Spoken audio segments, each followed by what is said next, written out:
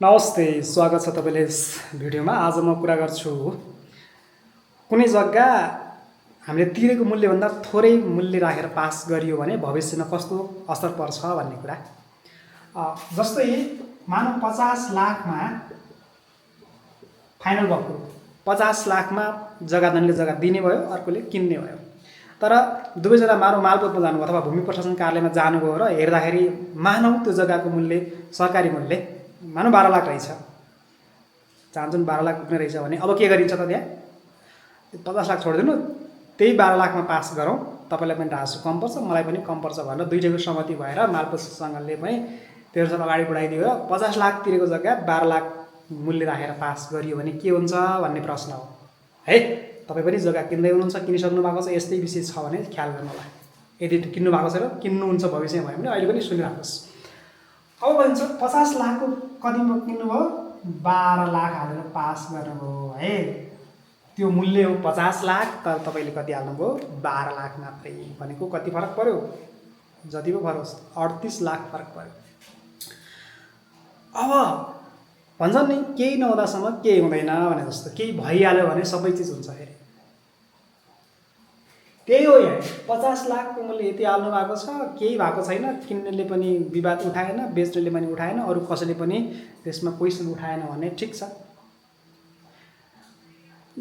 घाटा कहाँनिर मात्र लाग्छ भने अब 12 लाख जग्गाको मूल्य 50 लाख किनियो 12 लाखमा, कागजमा पैसा चाहिँ 12 लाखै दिएको है, 12 लाख कागजमा किनियो। अब बेच्नेलाई के खायो, बेच्नेलाई है,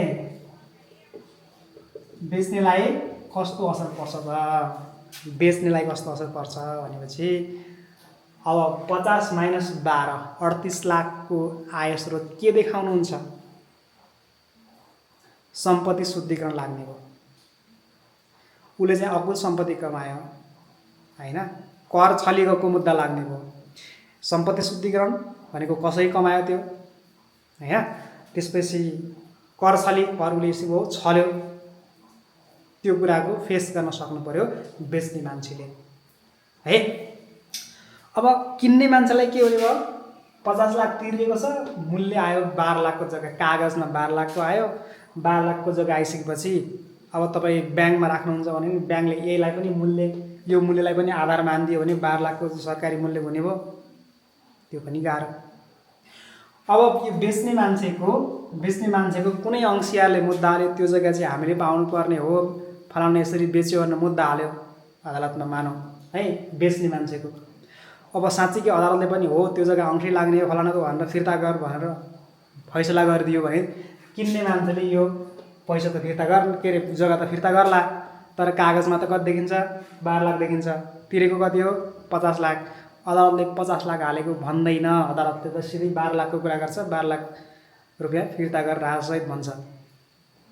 त्यति भइसकेपछि तपाईँलाई 38 लाख घाटा लाग्यो कि लागेन, लाग्यो, ठिक छ, कसैले अंश मुद्दा हालेन, तर त्यो जग्गामा तपाईँले घर बनाउनु भनेर अब त्यहीँ बस्ने भनेर किन्नु भएको थियो, तर कुनै कारणले त्यसलाई फेरि बेच्न पर्ने भयो है, बेच्न पर्ने भयो। त्यो जग्गाको अलरेडी मूल्य 50 लाख थियो, तपाईँले मात्रै बाटो गरेर 12 लाखमा किन्नु भएको हो, 38 लाख त्यसै घाटा खानु भएको छ। अब बेच्दाखेरि यो 12 लाख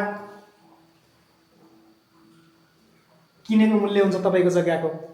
अब तपाईँले बेच्दाखेरि यो 50 भन्दा कममा त बेच्नुहुन्न, पक्कै बेच्नुहुन्न है, धेरैमा बेच्नुहुन्छ अथवा 50मा बेच्नु होला, ठिक छ, अथवा तपाईँ 40मा बेच्नुहोस्। अब यो डिफ्रेन्ट मानौँ 50 को जग्गा 40मा बेच्ने कुरो भएन, 50मै बेच्ने हो भने पनि तपाईँले 38 लाख प्लसको राशि तिर्नुपर्छ। किनभने तपाईँको जग्गा किन्ने मान्छे है, तपाईँले किन्दा भयो, तपाईँले हुन्छ भनिदिनु भयो, 50 लाखको जग्गा 12 लाखमा पास गर्नुभयो, पैसा मात्रै 50 लाख दिएको हो। अब तपाईँले बेच्नु पऱ्यो भने तपाईँले को जग्गा किन्ने मान्छे हुन्न त्यस्तो, मतलब जति क्यास हालेको त्यतिकै पैसा तिर्छु भनिदियो भने, के त्यतिकै मूल्य राखेर राशि तिर्छु भनिदियो भने तपाईँलाई के हुन्छ, यो 38 लाख प्लस छ नि, प्लस 38 लाख पुँजीगत लाभ करमा तपाईँलाई मार पर्छ, धेरै पर्छ। किनभने पुँजीगत लाभ कर भनेको के हो भने अहिले बेच्ने मूल्यबाट पहिला किनेको मूल्य घटाएर आउने जो डिफ्रेन्स हुन्छ त्यसमा लाग्ने हो। यदि तपाईँले पहिल्यै 50 लाख हालेको भए अहिले 50 लाख बेच्दाखेरि तपाईँलाई पुँजीगत मूल्य लगभग शून्य पर्ने थियो हैन। अर्थात् 55 लाखमा बेच्नुभयो भने पनि 5 लाखको मात्रै तिर्न पर्ने थियो, तर 50 लाखमा बेच्दाखेरि पनि 38 लाखको पुँजीगत लागत तिर्नुपर्ने हुन्छ। अब मानौ अब सम्पत्ति शुद्धिकरणको मुद्दा हाल्यो बेच्नलाई भने ठिक छ। अब कर छलीको मुद्दा हाल्यो भने फेरि के हुन्छ, त्यसको रिभ्यालुएसन हुन्छ, पुनः मूल्याङ्कन हुन्छ, त्यसपछि फेरि कर निर्धारण हुन्छ, त्यसपछि तपाईँको ब्याज तिराइन्छ, तपाईँको त्यो कर तिराइन्छ, त्यसपछि जरिवाना लगाइन्छ, सजाय भर्न लगाइन्छ।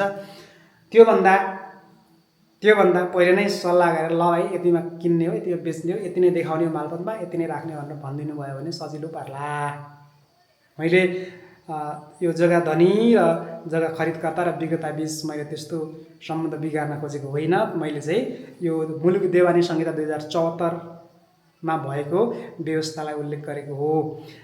मैले अघि नै भने केही नहुँदासम्म केही हुन्न, केही भइहाल्यो भने सबै चिज एकैचोटि हुन्छ। त्यसैले यो घर जग्गाहरू किन्दाखेरि, विशेष गरी जग्गाहरू किन्दाखेरि हैन, अथवा सम्पत्ति किन्दाखेरि यो त अलिक लामो समयको लागि किनिने हुन् हैन, सकभर त एकैचोटि मात्रै किन्ने हो, नभए लामो समयको लागि किनिने हुन् भने त्यति बेला यी कुराहरू ख्याल गर्नुपर्ने हुन्छ। अब विशेष गरी अझ नयाँ ठाउँमा किन्दै हुनुहुन्छ, नयाँ मान्छेसँग किन्दै हुनुहुन्छ भने त झन् यी कुराहरूमा विशेष ध्यान दिनुपर्ने हुन्छ। अब त्यसको लागि के गर्ने त, सुरुमा नै तपाईँले भन्ने यो जग्गाको यति मूल्य हो, यति लाभ कर लाग्छ, पुँजीगत लाभ कर, यति रजिस्ट्रेसन शुल्क लाग्छ र यसरी हामीले पास गर्नुपर्ने पहिल्यै प्लान बनाउनुपर्छ। यतिमा दिने, यतिमा ल्याउने र मालपोतमा लाग्ने अथवा भूमि व्यवस्थापन कार्यालयमा लाग्ने खर्च कसले तिर्ने त, त्यो विषयमा जानकारी गराइएन। सुरुमा त्यो विषयमा सहमति जुटाइएन है। बैनापट्टा गर्नुभन्दा अगाडि, एडभान्स दिनुभन्दा अगाडि त्यो कुरामा ख्याल गरिएन भने तपाईँलाई घाटा लाग्ला। मैले अहिले नै सचेत गराएको छु।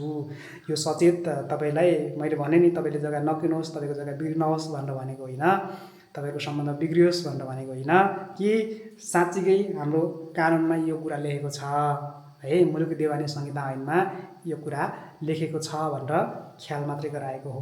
जे होस्, तपाईँले पैसा कमाउनु भएको छ, तपाईँले एकदमै पसिना बगाएर जम्मा गर्नुभएको पैसा छ, धन छ, त्यसलाई सही ठाउँमा लगाउनुहोस् र पछि भविष्यमा पनि विवाद नआओस् भनेर तपाईँलाई अहिले नै सचेत गराउनु मेरो कर्तव्य हो। मैले जाने बुझेको कुरो भनिदिएँ तपाईँलाई है। तपाईँले पनि यो कुरोमा ख्याल गर्नु एकदमै जरुरी हुन्छ। र यी यस्तै कुराहरू र यस्तै जग्गासँग सम्बन्धित कुनै विषयमा कुनै चिज चाहिएको छ तपाईँलाई जानकारी भने तपाईँ कमेन्ट बक्समा कमेन्ट गरेर छोड्न सक्नुहुन्छ र म त्यसको सकभर छिटोभन्दा छिटो तपाईँलाई यी ऐन कानुनहरू हेरेर है तपाईँको जिज्ञासा मेट्ने प्रयास गर्नेछु। अहिले छुट्टिन्छु, हवस् त, नमस्ते।